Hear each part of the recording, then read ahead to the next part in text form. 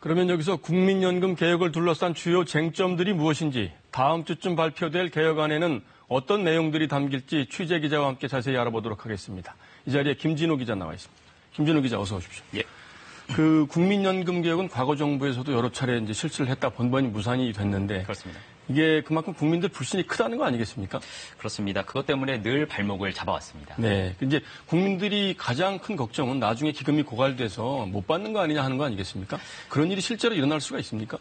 아닙니다. 예, 국민연금은 고갈돼도 받을 수가 있습니다. 국민연금은 저축이나 투자가 아니라요, 사회보장 제도입니다. 이게 무슨 말인가 하면 내가 낸 돈을 나중에 이제 돌려받는 개념이 아니라 지금 일하는 저 같은 세대가 노동시장에 있는 세대가 퇴직한 앞 세대를 부양하는 개념입니다. 네. 그래서 설사 기금이 다 바닥이 나더라도 당시에 일하는 세대가 부담을 해서 연금을 지급하는 구조가 유지가 되는 겁니다. 기금이 물론 넉넉하면 더 좋고 여유가 있겠지만 기금이 없어도 연금을 받지 못하는 사태는 오지 않습니다.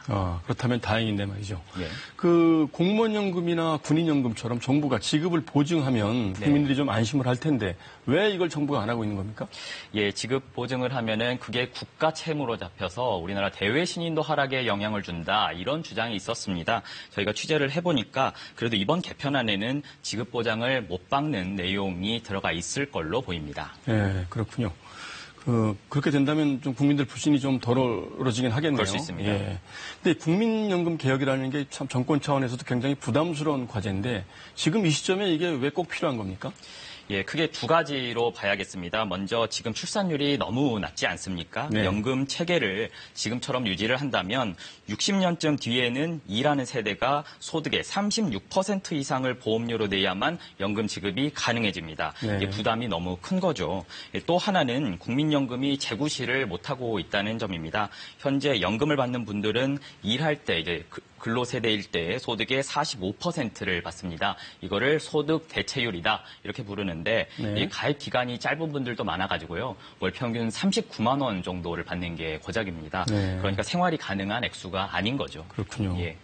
그러니까 이제 개혁안의 핵심은 지금은 되도록이면 조금이라도 덜 내고 나중에 퇴직하고 나서는 조금이라도 더 많이 받도록 하겠다는 거 아니겠습니까?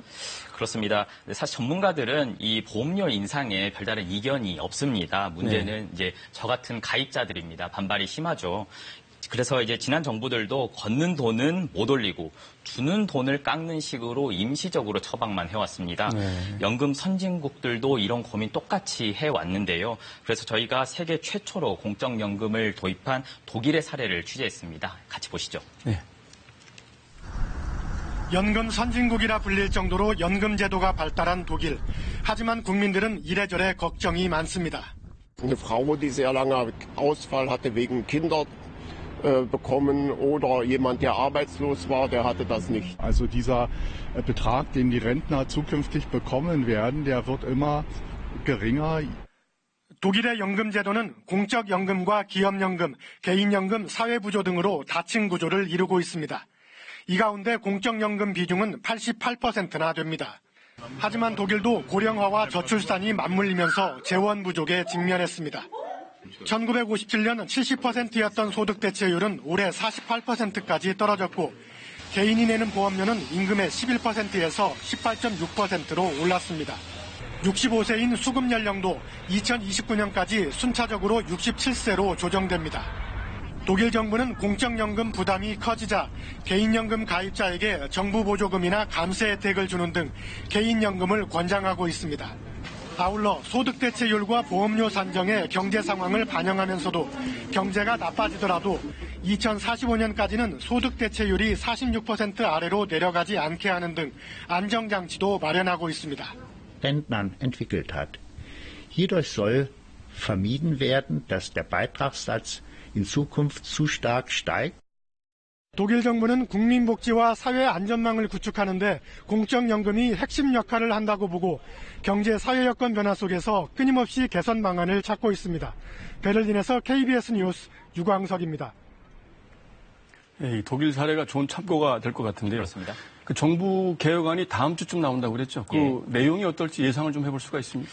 예, 곧 발표를 할 텐데요. 우선 현재 9%인 보험료율은 2%포인트 정도 올리는 쪽으로 가닥이 잡힌 것으로 보입니다. 원래 개편안에는 좀 더 올리기로 했었는데요. 지난번 문 대통령이 재검토 지시를 한 것에 따라서 조정이 좀 될 것으로 보입니다.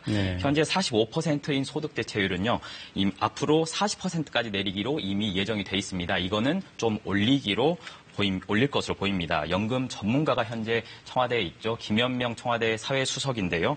평소 50%까지 소득 대체율을 올려야 된다. 이렇게 주장을 해왔습니다. 그렇다고 바로 그 정도로 올릴 수 있는 건 아니고요. 45% 정도로 조정되지 않을까 하는 예측들이 있습니다. 네, 그렇군요. 정부 개혁안 세부 내용을 좀 봐야 되겠군요. 그렇습니다. 네, 오늘 설명 잘 들었습니다. 예.